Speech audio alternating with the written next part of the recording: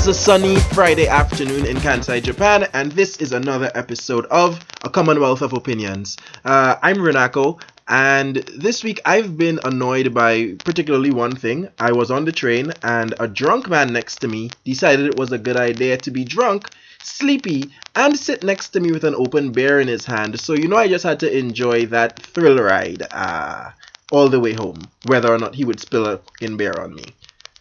Well, I'm Jonathan, and this week I've been annoyed by people who break wind in a busy, crowded train. What? Yeah, you haven't noticed this. I just thought the train smelled like farts. No. It's a thing. It's a real thing. And what a terrible time to do it, because it's winter time, and the heaters are blowing from the ground up, so it sort of mixes everything up. Wait, is this like a group of people? Like, is this a thing people do? I know Japan has things. Like, is this a thing people do, like, to get back at society, or is it just something you've observed? It could be. It could be like a power thing. Yeah, you might be right. I don't know, but it's definitely a thing. I'm just gonna keep assuming the train smell like shit, because really? that makes my soul more comfortable. I think. No, there's something unmistakable about just like an air biscuit. A fresh. Compared to a bad smell generally, you know what I mean? Fair enough. Air biscuit. That's gonna be my word. That's gonna be my word for today. There you go. Okay, so let's move to the first segment of today's show, which is The World's on Fire. So Jonathan's going to talk to us about something that he read on news. Let us know what a shit we're in as a race and a planet. Yeah, it's a little bit old, but I mean I guess it's a new story. Well, no, it's an old story, but with a brand new twist. Yeah, I guess, yeah. Some new things have come to light. I'm not sure what we're going to talk about, but I'm making it sound real exciting. I hope it isn't something horrible. Well, it is horrible. Maybe you should stop sounding so cheery. Isn't that the whole point of the segment, though? What, that the world's on fire and we're happy? Exactly. That was not the idea that I had. No, I just mean, well, anyway. I suppose it's a bit less bad than some of the other things that have been happening, so... Oh, you might, depending on what comes next, you might be putting your whole foot in your mouth, but let's just get to... Let's stop the preamble and talk about... Everything's relative, let's remember that for 1 second. Anyway, so R. Kelly... this is what you just prefaced with everything's relative? Great, keep going! No, right, anyway, yeah. No, this is, I think... The views of each presenter represent only that presenter's views and not the views of a commonwealth of opinions and all parties involved.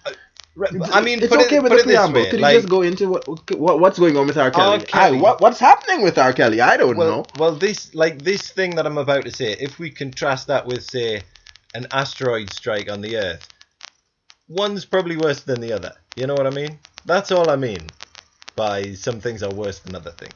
Is that okay? Unnecessary explanation. Okay, great. So anyway, R. Kelly got into a little bit of trouble for doing some bad things to women, and it turns out that a few of them, he had like I don't know. I suppose you could best describe it as a kind of a sex cult. Mm-hmm. Does that make sense? It does. Right. Okay. And yeah, apparently none of these women were really aware that that's what it was when they were drawn into it. You know. Yeah, some crazy stuff going on there. Like you have to call him daddy and stuff, and I haven't had a sex cult, but that called people dad. Anyway, whatever. Let's not talk about my proclivities. He's making a mental note there, though. Things to do. Once again, I'd like to once again clarify that I'm not trying to be like R. Kelly in any way, shape, or form. Now, hey, I don't see nothing wrong with that little bump and grind, but anyway, don't look at me like that. So, there were some other things though, like, what was it now? Yeah, being locked in a van. One lady was locked in a van for, I think it was like about 24 hours. And apparently that was like a test of resolve or a test of obedience or something. Okay. Like, That's wow. Like, I didn't imagine any of this was going on. You know what I mean? When I heard he was into some bad things. I think you might be missing the crux of the story, though. Sorry to cut across your presentation, but you do know what the main issue with R. Kelly is, right? I know that's about something else entirely, but well, not entirely. What is the main issue with it? Like people's main issue with it? Isn't it the underage? Yeah, that he's a predator. He's a predator, and he grooms girls. And and one of these ladies who he groomed when she was underage became his like a sex coach. Mm-hmm. Whoa, like wow, like this is just madness. Like this is, you know what I mean? This is like Charles Manson type stuff. This. Yeah, R. Kelly, and he sang "I Believe I Can Fly." Right. So you never know with people. You never know with people. Yeah. It really is a shit show, though. It really is a shit show. For me, the whole R. Kelly thing, it just reawakens the whole debate. Like, do you believe in separating? And I think we've discussed this before. Mm-hmm. Do you believe in separating the art from the artist? Because we talked about it with the Bill Cosby thing, and now we have this whole like mute R. Kelly thing. And on one hand, people are saying we've got to stop playing his music to stop to stop make sure he doesn't get money, stop streaming his records, stop buying his music. But on the other hand, there's also this kind of knee-jerk reaction where it's like, stop listening to all his music because he's a horrible person, and some of the lyrics he wrote when he was writing the lyrics, he was thinking about this or whatever. My feeling about it is I don't even really pay for music. I'm gonna be honest. I download a lot of my music illegally. Whoa, hang on. Disclaimer. Or whatever. Jonathan, what? Are they gonna come kick down my fucking door because I said I downloaded music illegally I don't once? know what they might do. Who knows? Okay, well, let me deal with that. Stop freaking out over nothing. Fuck. Might confiscate your pop filter. Cool, they can take the laptop. It's a shit one. Oh, okay then. Anyway, the point being, right. Me listening to a song that I have a memory connected to.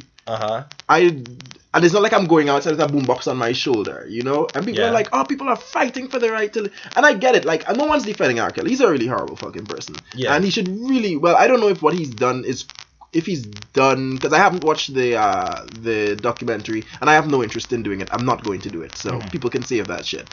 He's a horrible man, and I agree. And if he's done shit that can be prosecuted, fucking prosecute him. And if not, I guess someone's going to hit him with a brick in the face sometime. But aside from that, I got real, like, step in the name of love. Like, I got real good personal memories to that. So, I ain't gonna stop listening to it. Yeah, that's a pretty good point. I mean, like, I think, like, he shouldn't be able to benefit from things like airplane, things like that. I absolutely agree with that. But, it's a bit like Wagner. Should we not listen to Wagner because he was a raving anti-Semite? You know what I mean?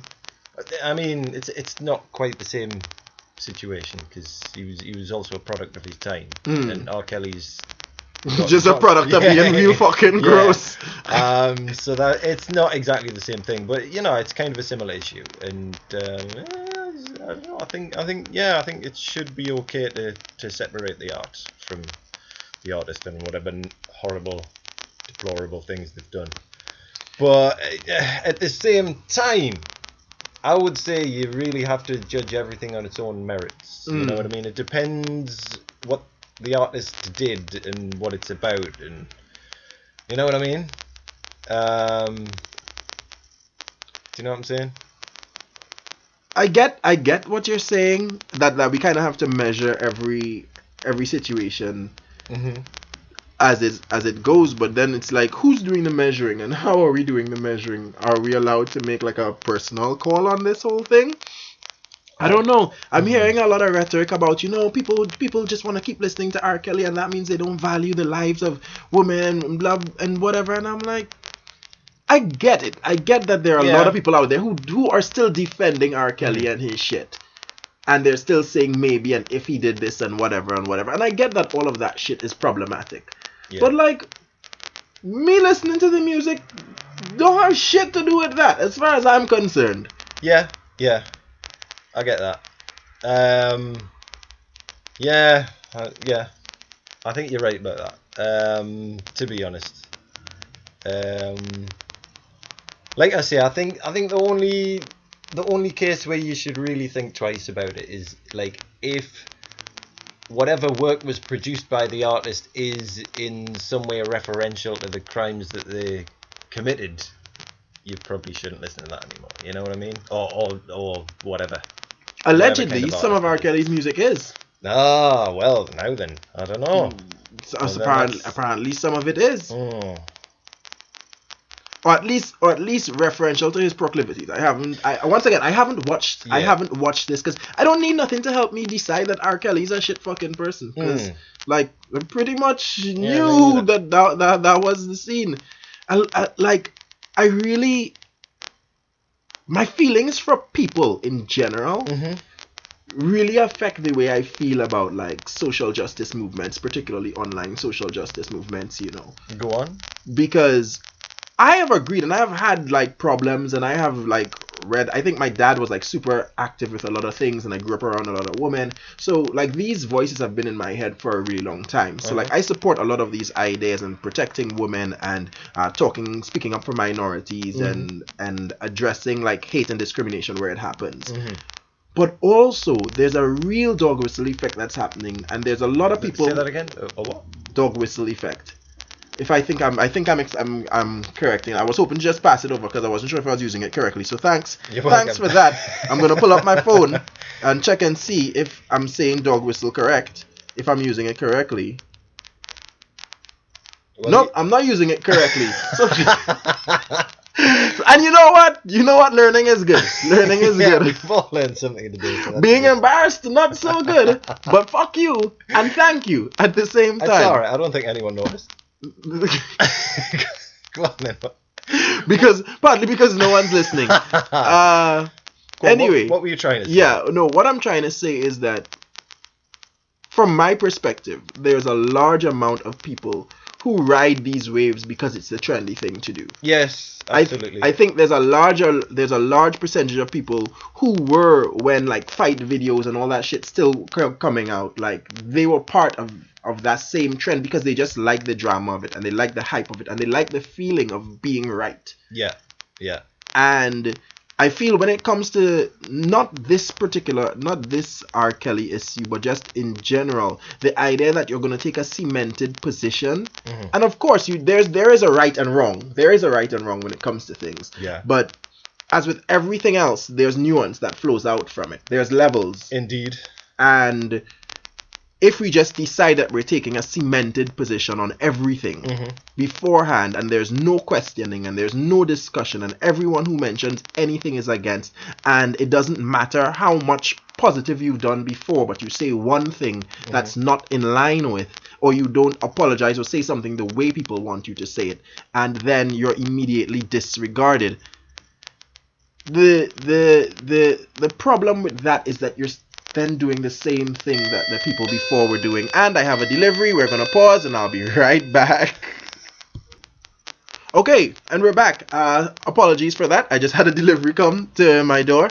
The point I'm just trying to make is that even when you have the moral high ground, even when you're in the right, everything's dynamic, and it takes a certain amount of thinking, and it takes a certain amount of self-questioning and self-reflection, and it's not about other people telling you what to do or the way you should look at perspectives. It's about questioning it for yourself. And I get that a lot of groups that are oppressed don't want to do that. Women who've been abused and minorities, they don't really want to do that because they've been told to look at things from this perspective that they didn't want to look at it from, or this wrong perspective for so long. Like the oppressors have controlled their narrative for so long, so they don't want to do that. But it's still the work that needs to be done. Like if we're going to make actual progress and we're not just going to switch from one end to another,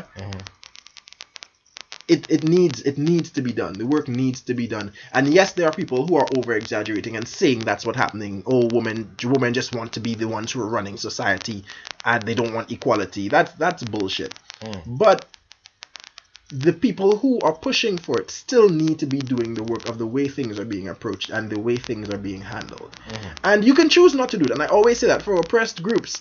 I always say you can choose not to do it, you know, like it's fine. Like I always say, if you fuck with people, people start back fucking with you. You take what you get. So if they choose not to do the work and they just burn all this shit down, and minorities burn all this shit down, and oppressed women burn all this shit down, no, cool, because people was fucking with them for a long time.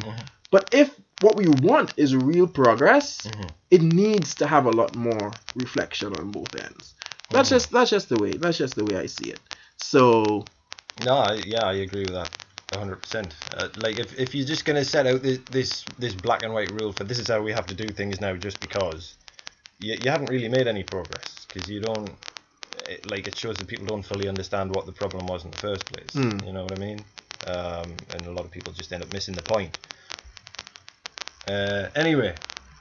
Yeah, so in that sense, the world's on fire because, and at the end of the day, we will always not deny the fact that the people who are starting the problem are shitty people who are predators like R. Kelly in the first place. Oh, if he wasn't doing that fuck shit, we wouldn't have to have any of this.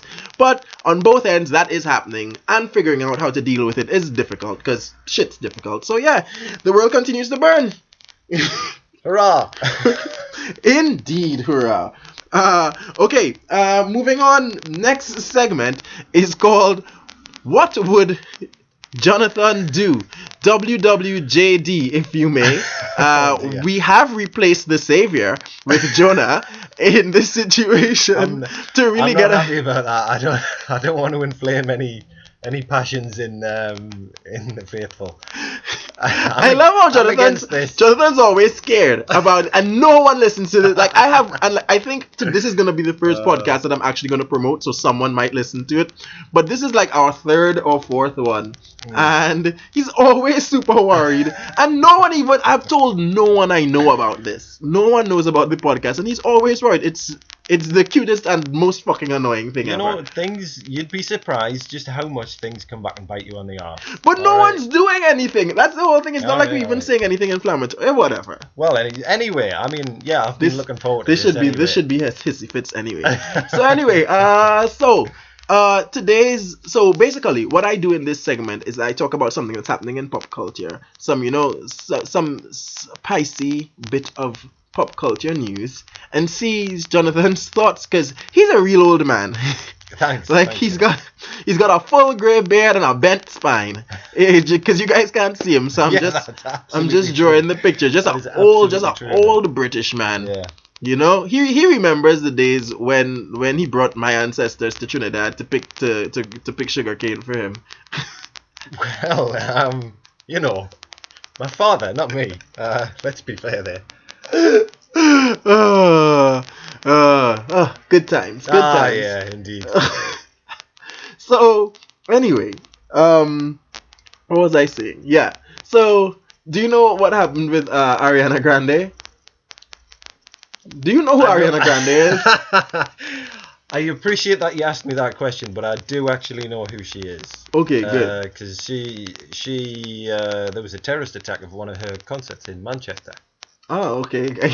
You seem real snarky for knowing something about a terrorist. Well, I know that people died. Like, no, why are you so... that wasn't being snarky. I was just telling you. I think your voice is translating as real upbeat. Really? A real upbeat for a lot of real dark things. Yeah, that's right. I apologize for that. I'll try that again. You know what? It's your voice. You can't do anything about it. And I know your heart. I know your heart. I'm aware of her work anyway. Well, I know who she is. Put it that way. Yeah. So Ariana Grande recently released a song called 7 Rings. The name of it is some shit about she bought 7 rings for her friends. I don't give a fuck, to be honest. It's not either way, she decided to commemorate this by getting a tattoo of 7 rings, because in the title, I guess she's interested in Japan and Japanese culture, and I think I just saw my breath in my apartment. So let me turn on my unit real quick, because I just laughed and saw my own breath. Wow. That's what's going on in the old lack of insulation. Got it there. The land of the rising lack of insulation. Yeah. So yeah, she put the title Nanatsu Yubiwa on the bottom. Mm-hmm. So it's like 7 finger ring. Mm-hmm, mm-hmm. And then she decided to get the tattoo in her palm. Mm-hmm. In a palm. In her palm, yeah. On her palm. Can I use both? Probably both are okay, yeah. Sure. We're English teachers, guys. And she gets this tattoo. And she only gets, like, the one for 7 and the one for ring. Because she said it would hurt too much to do the rest, I guess. But just like that, it reads as, like, the portable charcoal grills. You know, the ones that, like, people take when they go to, like, the riverside and shit. Like, we see the gas ones more now, but you know, they're, like, small, circular, more traditional charcoal ones? Yeah. Yeah, because that's what that is. That's like, what that is, right. Oh. Yeah. So, she basically got small charcoal grill tattooed on her hand. Right. And then she tried to fix it by putting, so it was like Nana and then the kanji for ring. And then she tried to fix it by putting finger under the 7 and heart under, but it still doesn't make any sense because, you know, you can only read it like, if you're reading it down, you read it from right to left. But other than that, you just read it regularly. So now it basically sounds like she's a cannibal because it's like barbecue finger heart. Right. So, what are your thoughts on getting tattoos in different languages that you don't speak in general? Well, I mean, I would never do it. But, you know, you probably want to say that I'm just a boring old man, so that's why I would never do it. But when I was younger, I used to want to get a tattoo. And, but I would never have gone for words in a foreign language. Unless I was absolutely fluent in said language. I would never do that. You know what I mean? Because I never trust anybody. Ever. With anything. This is starting to sound like a breakthrough moment in a therapy session. And why do you feel that way? Well, I've seen it before. One of my friends had a tattoo with what he believed was Chinese that said something, and it turns out it didn't say what he thought it said. I can't remember exactly what it was, but it wasn't right. You know what I mean? I don't think the tattoo artist like shanked him or anything. I think maybe it was just the tattoo artist couldn't speak Japanese and just gave it his best guess. This Chinese or Japanese be jumping around a lot. Did I say Japanese? Yeah. I'm sorry. Oh dear. Ooh. Oh dear. That's a faux pas right there. Yeah. Whatever it was. Oh, that's real classy. That's it. I like. It's the same bloody characters, man. Traditional Chinese and Japanese kanji. The same character. I just like, my favorite thing is that you wanted to throw in a disclaimer for WWJD, but you're just like, Chinese, Japanese, some of these dirty knees, who cares? I definitely didn't say that. And let's be clear, we're talking about the characters, and as I've just explained, traditional Chinese characters and Japanese kanji are the same. They're exactly the same. But you know, different readings and different usages. True. Yeah. Let's respect the nuances, and the languages have developed in different cultures. Different cultures. This is true. So. But yeah, basically, he got something and he thought it said one thing that said something else. Okay. So yeah, just don't do things like that with tattoos. Don't get tattoos, kids, unless you're absolutely serious and you know what you're getting into. Especially girlfriend or boyfriend names. That's a no-no as well. There you go. This has been a disclaimer by old man Jona. Coming to theaters near you. He's gonna lecture you in a British voice till you die. So what? Let's imagine you went crazy and you did that thing that Ariana did. Right. But why did she do it on her palm? I don't know. That would hurt like a bastard. That surely. I don't know. Maybe it like gave her a boost when she was masturbating to know that her hit song was on her hand. I don't know why. That's a weird question to ask me. Took a really strange direction. That's a weird question to ask me. But that's why I would do it. I'm just saying, like, if I had a hit song and I tattooed it on my hand, that would be the whole reason. Okay. Like, yeah. All right, fair enough. Pleasuring myself with my. I feel you and I are very different people sometimes. I really do. That's called getting literal pleasure from your accomplishments. Oh, okay. So yeah. So anyway, imagine you I got drunk and I got. Yeah. So you've messed up. You've done the 2 characters. You've got 2 messed up characters. What's your next move? Because her next move was to make it worse. What's your next move? That's a difficult one. I think. Just cut your hand off. Can I opt for like laser removal, or is that too cheap? You can, but remember the reason why you didn't get the full thing in the first place because you thought it would be too painful. Oh, is that painful? Is it? Yeah, I believe laser removal is, and it's multiple sessions if I recall. Oh bloody hell! I would get it changed into a picture. Okay. Of something, I don't know. Okay, so a cover up. Yeah, I think we'll just cover it up. So you're abandoning the whole thing. I would abandon text. Okay, I would be altogether. like, this was a bad fucking sorry, this is a bad idea, and Don't apologize for cursing. You make me sound like an asshole when you do that. I'm sorry. I'm sorry for saying sorry about saying sorry. The F-bomb. Yeah, I think I would just go with a picture, but that might hurt as well, because it's gonna have to be quite a substantial image to cover 2 kanji. Yep. Or kanji in this case. No, I would still do that.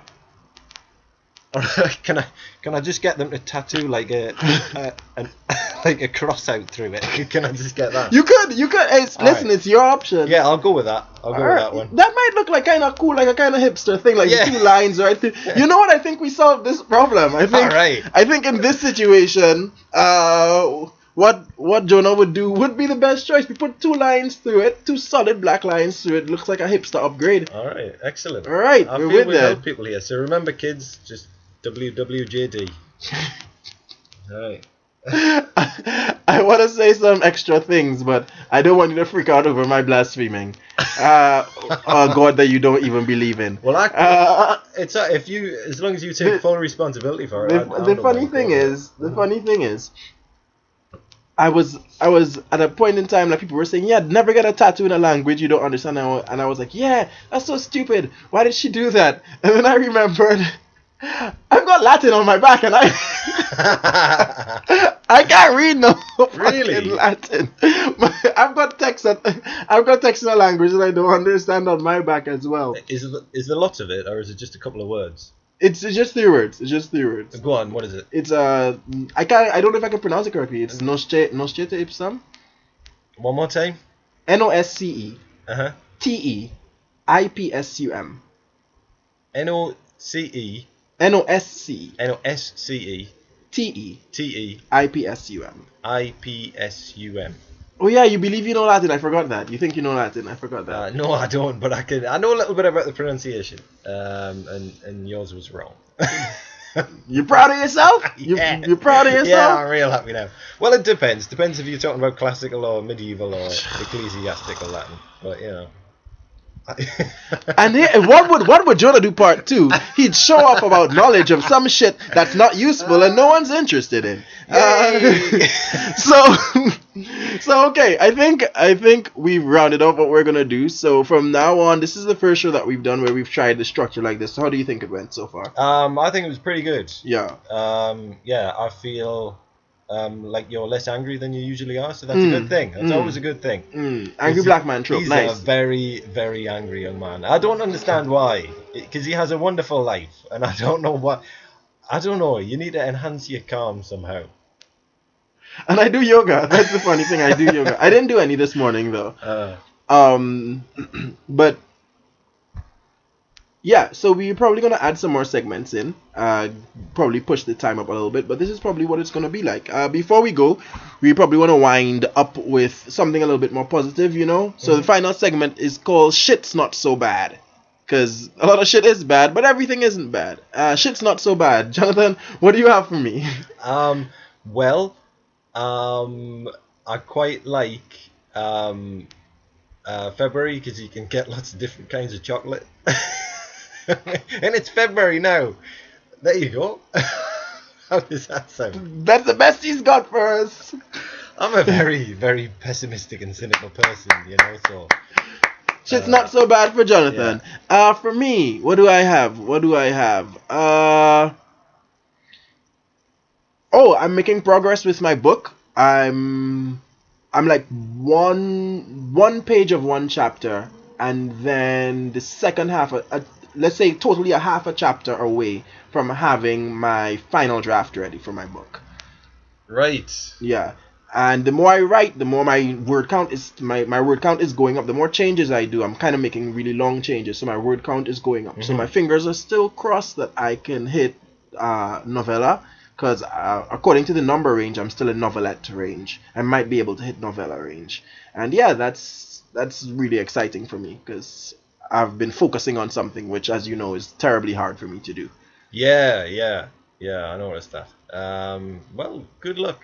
Good luck. Keep banging away at that pattern out, and everyone's happy then. All right, and we're gonna end on that great advice from Jonathan. So no matter what you're doing in your life, keep banging away at it, and everyone's happy. Have a good time, guys.